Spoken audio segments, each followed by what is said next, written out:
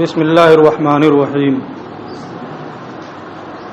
ثم اعترضوا بأن الصفات لو كانت واجبة لذاتها لكانت باقية والبقاء مانا فيلزم قيام المعنى بالمعنى.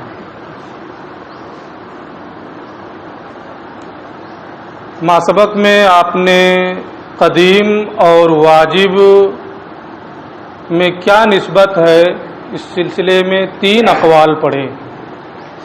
پہلا قول یہ ہے کہ دونوں میں ترادف ہے. دوسرا قول یہ ہے کہ دونوں میں قدیم عام ہے اور واجب خاص ہے. تیسرا قول یہ ہے کہ دونوں کے درمیان تساوی کی نسبت ہے. جو قدیم ہے وہ واجب ہے، جو واجب ہے وہ قدیم ہے. یہ امام حمید الدین غریر اور ان کے متبعین کا مذہب ہے. ان لوگوں نے اپنے مذہب پر دلیل دی. دلیل دینے کے بعد خود اپنے مذہب پر ایک اعتراض کیا. یہاں سے اسی اعتراض کا بیان ہے.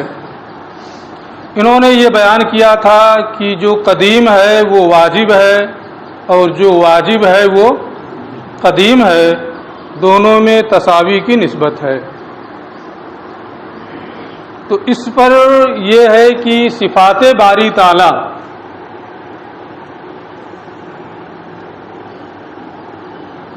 لو کانت واجبتاً لذاتہا، اگر اللہ عز و جل کی صفات یہ واجب لذاتی ہی ہوں.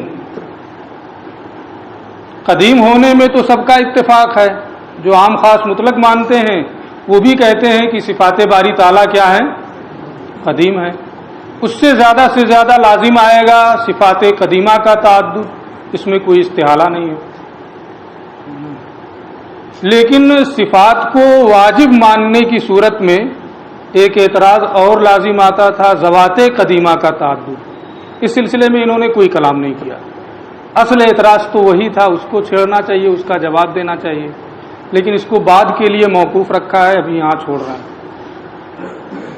یہاں ان کا اعتراض یہ ہے کہ صفات واجب تعالی اگر واجب لذات ہی ہوں تو جو واجب لذات ہی ہوتا ہے وہ باقی ہوتا ہے. تو ایک تو ہے صفات کا بذات خود ان کا وجود ہوگا. ظاہر سی بات ہے جب وہ صفت ہے تو وہ کسی محل کے ساتھ ہو کر کے پائی جائے گی، بذات خود اس کا اپنا وجود نہیں ہوگا. تو صفات کا بذات خود کوئی وجود نہیں ہوتا ہے. اپنے وجود میں وہ دوسرے کا محتاج ہوتا ہے، دوسرے کے ساتھ ہو کر پایا جاتا ہے.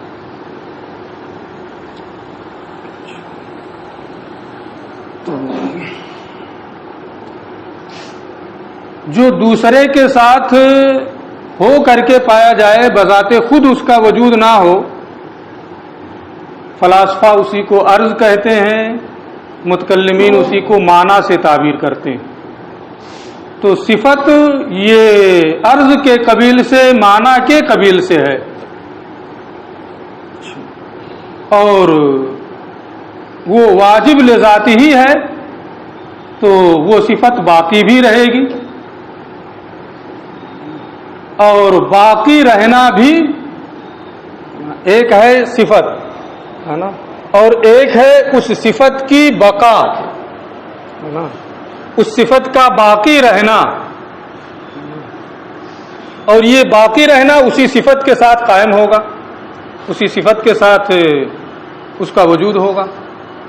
تو صفت یہ خود عرض یعنی معنی کے قبیل سے ہے، اپنے وجود میں یہ خود دوسرے کا محتاج ہے، اور اس کے ساتھ ایک دوسرا عرض، دوسرا معنی یعنی ان کا باقی رہنا بھی پایا جائے گا. تو کیا عرض کے ساتھ بھی کوئی عرض قائم ہوتا ہے؟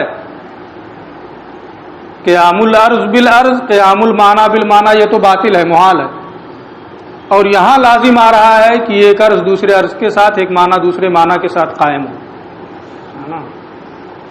اسی کا یہ جواب دیں گے. ثم اعترضوا، پھر یہاں پر یہ اعتراض کیا ہے ان لوگوں نے کہ صفات اگر واجب لذاتہا ہوں لکانت باقیتن، تو وہ صفات کیا ہوں گی؟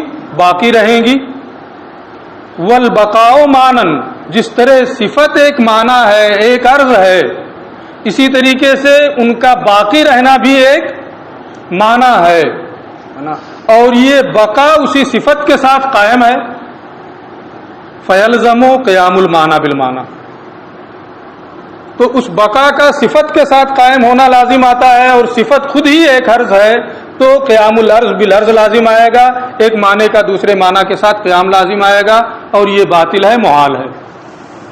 ٹھیک ہے، بہت آسان اعتراض ہے. فاجابوا، پھر ان لوگوں نے خود ہی اس کا یہ جواب دیا ہے کہ صفت عرض ہے یہ تو ہمیں تسلیم ہے، لیکن صفت کی بقا، اس کا باقی رہنا، یہ صفت سے امر زائد ہے، یہ ہمیں تسلیم نہیں، بلکہ جو صفت ہے بے عین ہی وہی بقا ہے، اور جو بقا ہے بے عین ہی وہی صفت ہے، وہ امر زائد نہیں ہے. اور جب امر زائد نہیں ہے، جو صفت ہے بے عین ہی وہی بقا ہے، جو بقا ہے بے عین ہی وہی صفت ہے، تو قیام البانا بالمانا، قیام العرض بالعرض لازم نہیں آئے گا.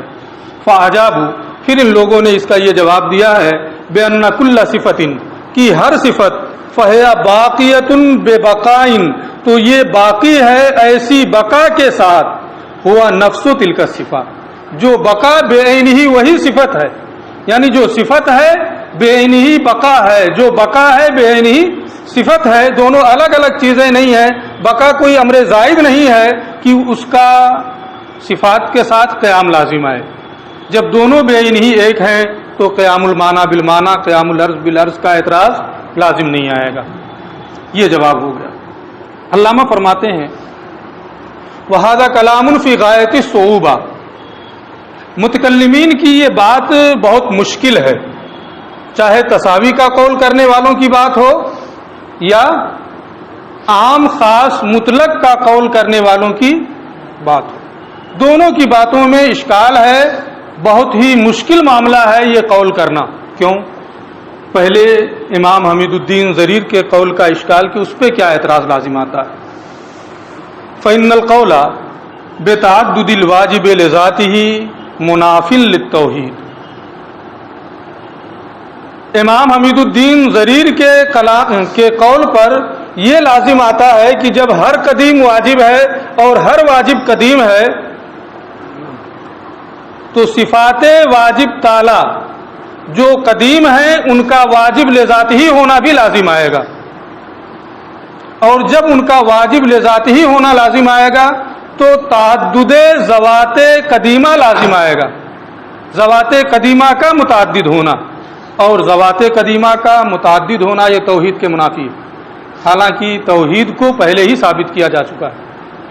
لہذا یہ کہنا کہ دونوں میں تساوی کی نسبت ہے، ہر قدیم واجب اور ہر واجب قدیم ہے، یہ مفضی ہے تعدد ذوات قدیمہ کی جانب، اور یہ محال ہے. لہذا یہ قول بھی درست نہیں ہے. والقول بہم، اچھا، فإن القول بتعدد الواجب لذاته، کیونکہ واجب لذاته کے تعدد کا قول کرنا، کیونکہ جب یہ مانیں گے کہ ہر قدیم واجب ہے اور ہر واجب قدیم ہے تو صفات واجب تعالیٰ کے لذات ہی ان کا قدیم ہونا لازم آئے گا، اور جب وہ لذات ہی قدیم ہوں گی تو تعدد ذوات قدیمہ لازم آئے گا. وہ منافی للتوحید، اور ذوات قدیمہ کا متعدد ہونا یہ وحدانیت کے خلاف ہے. لہذا یہ قول صحیح نہیں ہے، بہت مشکل ہے یہ کہنا. والقول، اور پہلا قول جو ہے کہ عام خاص مطلق کی نسبت ہے، ہر قدیم واجب ہے لیکن ہر واجب قدیم ہے لیکن ہر قدیم واجب نہیں ہے نا. قدیم یہ عام ہے اور واجب خاص ہے، تو ہر واجب قدیم ہے لیکن ہر قدیم واجب نہیں ہے. تو جب ہر قدیم واجب نہیں ہے تو بعض قدیم کیا ہوں گے؟ واجب لے ذاتی ہی نہیں ہے تو واجب لے غیر ہی ہوگا، واجب لے غیر ہی ہوگا تو ممکن ہوگا، اور ممکن ہوگا تو حادث ہوگا، تو قدیم کا حادث ہونا لازم آیا. لہذا یہ کہنا کہ ہر قدیم تو ہر واجب قدیم ہے اور ہر قدیم واجب نہیں ہے، اس سے قدیم کا حادث ہونا لازم آتا ہے، لہذا یہ بھی مشکل ہے۔ والقول بے امکانی صفات، اور صفات باری تعالیٰ کے امکان کا قول کرنا کہ وہ واجب لذات ہی نہیں ہے، اور جب واجب لذات ہی نہیں ہوں گے تو کیا ہوں گے؟ واجب لغیری ہوں گے، وہ امکان کی جانب مفضی ہوں گے۔ ینافی قولہم، یہ ان کے اس قول کے منافی ہے، بین کل ممکن فہو حادث، کہ جو بھی ممکن ہوتا ہے وہ حادث ہوتا ہے۔ تو جب صفات واجب تعالیٰ یہ واجب لذات ہی نہیں ہے تو ممکن ہوں گے، اور ممکن ہوں گے تو وہ حادث ہوں گے، تو آپ ان کو قدیم کیسے کہہ رہے ہیں؟ فَإِنْ ان کی طرف سے ایک عذر پیش کر رہے ہیں پھر علامہ تفتازانی۔ فَإِنْ زَعَمُوا، اگر یہ لوگ یہ خیال کریں اور یہ جواب دیں انہا قدیمۃ بالزمان، کہ واجب تعالیٰ کی جو صفات ہیں وہ قدیم بالزمان ہیں، یعنی غیر مسبوق بالعدم ہیں، پہلے معدوم نہیں تھے، ان پر عدم کا طریان نہیں ہوا ہے، بمعنی عدم المسبوقیت بالعدم، یعنی غیر مسبوق بالعدم ہونا، غیر مسبوق بالعدم ہونے کے معنی میں، یعنی ان پر کبھی عدم طاری نہیں ہوا ہے، یہ ہے قدیم بالزمان کا معنی۔ تو اگر وہ لوگ یہ خیال کریں کہ صفات واجب تعالیٰ قدیم بالزمان ہے، اس معنی کر کے کہ وہ غیر مسبوق بالعدم ہیں، یعنی ان پر کبھی عدم طاری نہیں ہوا ہے، وَهَذَا لَا يُنَافِي الْحُدُوثَ الذَّاتِ، اور یہ حادث ذاتی کے خلاف نہیں ہے، کیونکہ حادث ذاتی میں عموم ہے، وہ غیر مسبوق بالعدم بھی ہو سکتا ہے اور مسبوق بالعدم بھی ہو سکتا ہے جو حادث ذاتی ہوتا ہے۔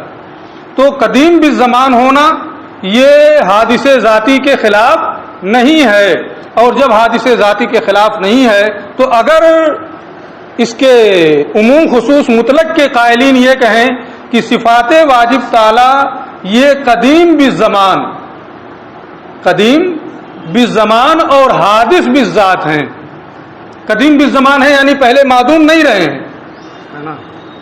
اور حادث بالذات یعنی اپنے وجود میں محتاج ہیں، تو یہ حدوث ذاتی کے خلاف نہیں ہے۔ بمعنی الاحتیاج الی ذات الواجب، حادث ذاتی کا معنی یہ ہے کہ وہ اپنے وجود میں ذات واجب کے محتاج ہیں۔ تو اب اگر یہ لوگ اپنی جانب سے یہ عذر پیش کریں، علامہ فرماتے ہیں ٹھیک ہے، یہ عذر تو چل سکتا ہے لیکن ان کے مذہب پر نہیں چل سکتا ہے۔ یہ تقسیم کی قدیم کی دو قسمیں ہیں، قدیم بالذات، قدیم بالزمان، حادث کی دو قسمیں ہیں، حادث بالذات، حادث بالزمان، یہ فلاسفہ کے ہاں ہے، متکلمین اس کو تسلیم ہی نہیں کرتے ہیں، یا تو قدیم یا تو حادث، نہ زمان نہ زمانی۔ پھر آپ وہ فلاسفہ کے قول پر کیوں جواب دے رہے ہیں؟ اسی کو یہ کہتے ہیں فہو قول بما ذهب الیہ الفلاسفہ، یہ ایسی بات ہے جس کی جانب فلاسفہ گئے ہیں کہ قدم و حدوث میں سے ہر ایک ذاتی اور زمانے کی طرف منقسم ہوتا ہے، یہ متکلمین کی بات نہیں ہے، وفی ہے۔ اور اگر اس تقسیم کو آپ تسلیم کر لیں کہ قدیم کی دو قسمیں ہیں، حادث کی دو قسمیں ہیں، تو اس میں بہت سے اسلامی قواعد کا ترک لازم آئے گا۔ وفی ہے رفض لکثیر من القواعد، وہ قواعد کیا ہیں جن کا چھوڑنا لازم آئے گا، مثلا یہ کہ اللہ عز و جل فاعل مختار نہیں ہے، اور اس کے علاوہ بھی اور بھی بہت سے قواعد ہیں جن کا چھوڑنا لازم آئے گا۔ علامہ فرماتے ہیں سیاتی لہذا زیادت و تحقیق انشاءاللہ تعالی لا ہوا ولا غیرہ کی بحث میں اس کی مزید تفصیل انشاءاللہ ہم پیش کریں گے، یہ خود کہہ رہے ہیں، ہے نا، اور میرے خیال سے 3-4 صفحے کے بعد وہ بحث آ رہی ہے، تو اس تفصیل کو ابھی یہاں رہنے دیا جائے۔ وفی ہے رفض لکثیر من القواعد، اور اس میں بہت سے اسلامی قواعد کا ترک لازم آ رہا ہے اگر یہ اس تقسیم کو مان لیا جائے۔ وسیاتی لہذا زیادت و تحقیق، اس کی مزید تحقیق انشاءاللہ تعالی آئے گی، کہاں؟ لا ہوا ولا غیرہ کی بحث میں۔ الحی القادر العلیم السمیع البصیر الشائی المرید، اللہ صانع عالم جو ہے وہ ہے قادر ہے، علیم ہے، سمیع ہے، بصیر ہے، شائی ہے، مرید ہے۔ اب یہ ان تمام صفات سے وہ متصف ہے. یہ صفات کمالیہ، صفات ثبوتیہ ہیں. ان تمام چیزوں سے وہ کیا ہے؟ متصف ہے. دلیل لأن بداہت العقل جازمۃ، اس لیے کہ عقل بدیہی طور پر یقین کرنے والی ہے. بأن محدث العالم على هذا النمط البدیع والنظام المحکم مع ما يشتمل علیہ من الافعال المتقنہ والنقوش المستحسنہ لا يكون بدون هذه الصفات. بدیہی طور پر عقل یقین کرنے والی ہے کہ عالم کو اس انوکھے طرز پر النمط البدیع انوکھے طرز پر، اس انوکھے طرز والنظام المحکم اور اس مستحکم نظام پر مع ما یشتمل علیہ، ساتھ اس کے جن پر ساتھ ان مستحکم افعال کے اور ان خوبصورت نقش و نگار کے جن پر وہ مشتمل ہے، جن پر عالم مشتمل ہے. تو اس خوبصورت، اس انوکھے طرز، مستحکم نظام اور مستحکم افعال اور دیدہ زیب نقوش پر عالم کو بنانے والا لا یکون بدون هذه الصفات، اگر وہ ان صفات کا حامل نہ ہو، قادر علیم سمیع بصیر وغیرہ، اگر وہ نہ ہو، یہ صفات اس کے اندر نہ پائی جاتی ہوں، تو اس انوکھے دیدہ زیب پرکشش مستحکم نظام پر عالم کو پیدا کرنا ممکن نہ ہوتا. لیکن عالم کو اس طریقے سے پیدا کیا. اس بنیاد پر عقل بدیہی طور پر یقین کرتی ہے کہ وہ ان صفات سے متصف ہے. تو یہ تو بداہت عقل کی دلیل ہے کہ جس نے اس خوبصورت طریقے پر دنیا کو اور نظام دنیا کو بنایا ہے، عقل بدیہی طور پر یہ مانتی ہے، یقین رکھتی ہے کہ وہ ان سے بنانے والا ان صفات سے متصف ہوگا، لہذا صانع عالم ان صفات سے متصف ہے. دوسری دلیل الا ان اجدادها نقائص، علاوہ ازیں ان صفات کی ضدیں نقص و عیب ہیں. جتنی بھی صفات ہیں، ہے قادر علیم سمیع بصیر، تو ان کی جو ضدیں ہیں وہ سب کے سب نقص و عیب ہیں، اور صانع عالم ہر قسم کے نقص و عیب سے پاک ہے. یجب تنزیہ اللہ تعالی عنہ، ان نقائص سے اللہ عز و جل کی تنزیہ واجب ہے. اور جب ان نقائص سے تنزیہ اللہ عز و جل کی واجب ہے تو ان صفات کمالیہ سے وہ ضرور متصف ہوگا.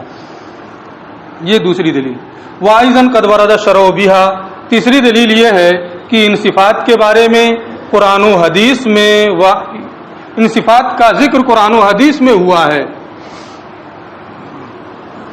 قد ورد الشرع بها، ان صفات کے تعلق سے نصوص قرآن و حدیث وارد ہیں، اور جب قرآن و حدیث میں ان صفات کے بارے میں نص ہے تو ان پر ایمان لانا اور ان کی تصدیق کرنا ضروری ہے، اور یہ کہ صانع عالم ان صفات پر متصف ہے.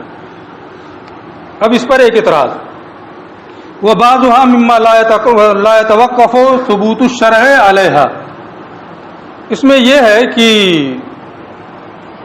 صفات کی دو قسمیں ہیں. ایک صفات وہ، بعض صفات وہ ہیں کہ جن پر شرع کا ثبوت موقوف ہے، جن پر شرع کا ثبوت موقوف ہے. اگر ان پر شرع کا، وہ صفات جن پر شرع کا ثبوت موقوف ہے، اگر انہی کے بارے میں یہ کہا جائے کہ ان صفات کے بارے میں نصوص قرآن و حدیث وارد ہیں، تو ان صفات کو نصوص قرآن و حدیث سے ثابت کیا گیا، حالانکہ ان صفات پر ثبوت شرع موقوف ہے تو شریعت ان صفات پر موقوف ہوگی. یعنی ثبوت شرع ان صفات پر موقوف اور وہ صفات ثبوت شرع پر موقوف ہے نا. تو یہ توقف الشیء علی نفسہ لازم آ رہا ہے. جب توقف الشیء علی نفسہ لازم آ رہا ہے یہ باطل ہے. تو آپ یہاں یہ دلیل کیسے دے رہے ہیں کہ یہ صفات ایسی ہیں جن کے بارے میں نصوص قرآن و حدیث کا ورود ہوا ہے؟ یہ کہتے ہیں کہ صفات کی دو قسمیں ہیں. آپ نے ایک کو لے کر کے اعتراض کیا ہے. بعض صفات وہ بھی ہیں کہ جن پر ثبوت شرع موقوف نہیں ہے، جیسے اللہ عز و جل کی وحدانیت، ان پر ثبوت شرع موقوف نہیں ہے. اور جب ان پر ثبوت شرع موقوف نہیں ہے تو ان کو شریعت سے ثابت کرنا، یہ کہنا کہ نصوص قرآن و حدیث میں یہ وارد ہے، یہ صحیح اور درست ہے. اسی کو انہوں نے بیان کیا. وبعضها، بعض صفات وہ ہیں مما لا يتوقف ثبوت الشرع علیہا، جن پر ثبوت شرع شریعت کی تصدیق موقوف نہیں ہے. فیصح التمسک بالشرع فیہا، ایسے صفات میں شریعت سے حجت پیش کرنا صحیح ہے نا کہ یہ شریعت میں وارد ہیں. قد توحید، جیسے کہ توحید باری تعالیٰ ہے، اس کو ثابت کیا گیا لو کان فیہما الہ الا اللہ لفسدتا سے. تو چونکہ ان صفات پر شریعت کا ثبوت، شریعت کی تصدیق موقوف نہیں ہے، اور جب ان صفات پر شرع کی تصدیق موقوف نہیں ہے تو ان صفات کے بارے میں یہ کہنا کہ یہ شرع سے ثابت ہیں، ان کو شریعت سے ثابت کرنا، نصوص قرآن و حدیث سے ثابت کرنا، یہ بھی کیا ہوگا؟ درست ہوگا، کوئی منافات نہیں ہے. بخلاف وجود ثانع و کلام ہی، برخلاف ثانع کے وجود اور اس کے کلام کے، یہ بھی صفت باری تعالیٰ ہے. لیکن وہ نحو ذالک، اور اس کے امثال مما یتوقف ثبوت الشرع علیہ، اور اس کے وہ امثال کہ جن پر شریعت کا ثبوت، شریعت کی تصدیق موقوف ہے. تو جن صفات پر شرع کی تصدیق اور شرع کا ثبوت موقوف ہے، اگر انہی صفات کے بارے میں یہ کہا جائے کہ یہ شرع سے ثابت ہیں تو توقف الشیء علی نفسہ لازم آئے گا، ہے نا. ایسی جگہوں پر جہاں یہ کہا جاتا ہے کہ یہ صفات، ان صفات کا ذکر نصوص قرآن و حدیث میں ہوا ہے، وہاں قسم اول مراد ہے، یعنی وہ صفات جو ثبوت شرع پر موقوف نہیں ہیں. اور جب وہ قسم اول مراد ہے اور آپ قسم ثانی کو لے کر کے توقف الشیء علی نفسہ ثابت کر رہے ہیں، وہ مراد نہیں ہے، تو آپ کا یہ اعتراض بھی صحیح نہیں ہوگا. یہ بات یہاں پوری ہوگی. لیسا بعرض، وہ عرض نہیں ہے.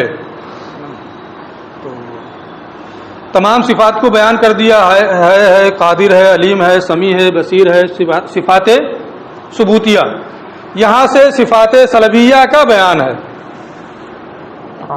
لیسا بعرض، وہ عرض نہیں ہے، کیونکہ جو عرض ہوتا ہے وہ قائم بالغیر ہوتا ہے، اپنے وجود میں غیر کا محتاج ہوتا ہے، کسی محل کی اسے ضرورت ہوتی ہے. تو اگر ذات باری تعالیٰ کو عرض مانا جائے تو وہ بھی قائم بالذات نہیں ہوگا، کسی محل کا محتاج ہوگا، اور جب محتاج ہوگا تو ممکن ہو جائے گا. حالانکہ پہلے یہ ثابت ہو چکا ہے کہ وہ ممکن نہیں بلکہ واجب لذاتی ہی ہے، لہذا وہ عرض نہیں ہو سکتا ہے. لأنہ لا یقوم بذاتہ، کیونکہ عرض یہ قائم بالذات نہیں ہے، بل یفتقر الی محل یقومہ، بلکہ عرض یہ کسی ایسے محل کا محتاج ہوتا ہے جو اسے قائم رکھے، برقرار رکھے. تو اگر ذات باری تعالیٰ کو عرض مانا جائے تو وہ بھی محتاج، وہ ذات بھی محل کی محتاج ہوگی. فیکون ممکنا، تو اس کا ممکن ہونا لازم آئے گا، حالانکہ اس کا واجب الوجود ہونا یہ ثابت ہو چکا ہے. وَلِأَنَّهُ يَمْتَنِعُ بَقَاؤُهُ، دوسری دلیل یہ ہے ذات واجب تعالیٰ کے عرض نہ ہونے کی، دوسری دلیل کہ عرض کی بقا ممتنع اور محال ہے. لِأَنَّهُ يَمْتَنِعُ بَقَاؤُهُ، عرض کی بقا یہ ممتنع اور محال ہے. تو اگر ذات واجب تعالیٰ کو عرض مانے تو اس کا بھی باقی رہنا محال ہوگا، حالانکہ اس کا قدیم ہونا ثابت ہو چکا ہے، لہذا ذات واجب تعالیٰ عرض نہیں ہو سکتی ہے. وَلِأَنَّهُ يَمْتَنِعُ بَقَاؤُهُ، اور اس لیے کہ عرض کا باقی رہنا ممتنع اور محال ہے. وَإِلَّا، اور اگر عرض کا باقی رہنا ممتنع اور محال نہ ہو بلکہ عرض باقی رہے، اسی لیے میں نے اس سے پہلے بتایا تھا کہ آراز میں ہر آن تجدد ہوتا رہتا ہے. کوئی بھی عرض ہو اس کے لیے بقا نہیں ہے نا. ہر آن اس میں تجدد ہوتا رہتا ہے. فقہ میں آپ نے پڑھا ہوگا اجارہ کیا تو جو نفع اٹھا رہا ہے نا, اس نفع میں ہر آن تجدد ہوتا رہتا ہے نا. اسی لیے 1 مہینے کا اجارہ کیا, 2 مہینے کا اجارہ کیا, 1 مہینہ فائدہ اٹھا لیا, وہ سب مسائل آپ پڑھیں. تو آراز کے لیے بقا نہیں ہے نا, وہ اس کا باقی رہنا ممتنع اور محال ہے. اس میں ہر آن تجدد ہوتا رہتا ہے. وإلا کیونکہ اگر آراز کے لیے بقا محال نہ ہو لکان البقاء مانن قائم بھی, تو عرض کا باقی رہنا بھی ایک معنی ہوگا جو عرض کے ساتھ قائم ہو. ایک عرض ہے وہ خود ایک معنی ہے نا, اور پھر اس عرض کا باقی رہنا یہ ایک معنی ہوگا جو اسی عرض کے ساتھ قائم ہوگا. تو قیام العرض بالعرض لازم آئے گا, قیام المعنی بالمعنی لازم آئے گا جو پہلے پڑھ چکے ہیں. اور قیام العرض بالعرض, قیام المعنی بالمعنی یہ کیا ہے؟ محال ہے. تو اگر عرض کو آپ ممتنع البقا نہ مانے, محال نہ مانے اس کی بقا کو, تو ایسی صورت میں بقا بھی ایک معنی ہے جو عرض ہی کے ساتھ قائم ہوگا. فیلزم القیام المعنی بالمعنی, تو قیام المعنی بالمعنی لازم آئے گا. عرض کے ساتھ جو خود ایک معنی ہے اس کا باقی رہنا اس کے ساتھ قائم ہوگا, اور قیام المعنی بالمعنی لازم آئے گا. وہ ہوا محال. قیام المعنی بالمعنی, قیام العرض بالعرض یہ کیا ہے؟ محال ہے. جو خود اپنے پائے جانے میں دوسرے کا محتاج ہے وہ دوسرے کو قائم کیا رکھ سکے گا؟ عرض یہ خود اپنے پائے جانے میں غیر کا محتاج ہے تو دوسرے کو وہ قائم بھی رکھ سکے, یہ نہیں ہو سکتا. لأن قیام العرض بالشیء, اس لیے کہ عرض کے کسی شے کے ساتھ قائم ہونے کا معنی, مثلا بقا یہ عرض کے ساتھ قائم ہے نا, بقا بھی ایک عرض ہے اور یہ عرض کے ساتھ قائم ہے. ایک مثال, لأن قیام العرض بالشیء, اس لیے کہ عرض کے کسی شے کے ساتھ قائم ہونے کا معنی یہ ہے ان تحیزہ تابع لتحیزہ, کہ وہ عرض اپنے ان تحیزہ, کہ اس عرض کا تحیز, اس عرض کی جانب اشارہ حسیہ, اس شے کے تحیز اور اس شے کی جانب اشارہ حسیہ کے تابع ہے. یہ کیا کس کا معنی ہے؟ قیام العرض بالشیء کا معنی, کہ عرض جب کسی شے کے ساتھ قائم ہو, جیسے اس کے ساتھ سیاہی قائم ہے نا, اس کا مطلب یہ کہ سیاہی کے لیے یہ محال ہے نا. ایسے ہی عرض کے کسی شے کے ساتھ قائم ہونے کا معنی یہ ہے کہ عرض کا تحیز ہے نا اس شے کے تحیز کے تابع ہے. تو پہلے اس شے کے لیے تحیز ثابت ہونا چاہیے, تب عرض کا تحیز اس کے تحیز کے تابع ہوگا ہے نا. اور یہاں کیا ہے کہ عرض ہے اور اس کا باقی ہونا ہے. اب یہ باقی ہونا اگر عرض کے ساتھ قائم ہو ہے نا, تو کیا معنی ہوگا کہ اس بقا کا تحیز ہے نا اس عرض کے تحیز کے تابع ہے نا. تو اس کے لیے پہلے تحیز ثابت ہونا چاہیے, اس کے لیے مکان ثابت ہونا چاہیے, اور یہ خود ہی عرض ہے, یہ خود ہی اس کے لیے مکان ہونے کے لیے یہ دوسرے کا محتاج ہے نا. لأن قیام العرض بالشیء, اس لیے کہ عرض کے کسی شے کے ساتھ قائم ہونے کا معنی یہ ہے کہ عرض کا تحیز اس شے کے تحیز کے تابع ہے. والعرض لا تحیز له بذاته, اور عرض کے لیے بذات کوئی تحیز ہی نہیں ہے. حتی یتحیز غیرہ بتبعیتہ, کہ دوسرا اس کے تابع ہو کر کے متحیز ہو سکے ہے نا. اس لیے ہے نا قیام المعنی بالمعنی یہ کیا ہے؟ محال ہے.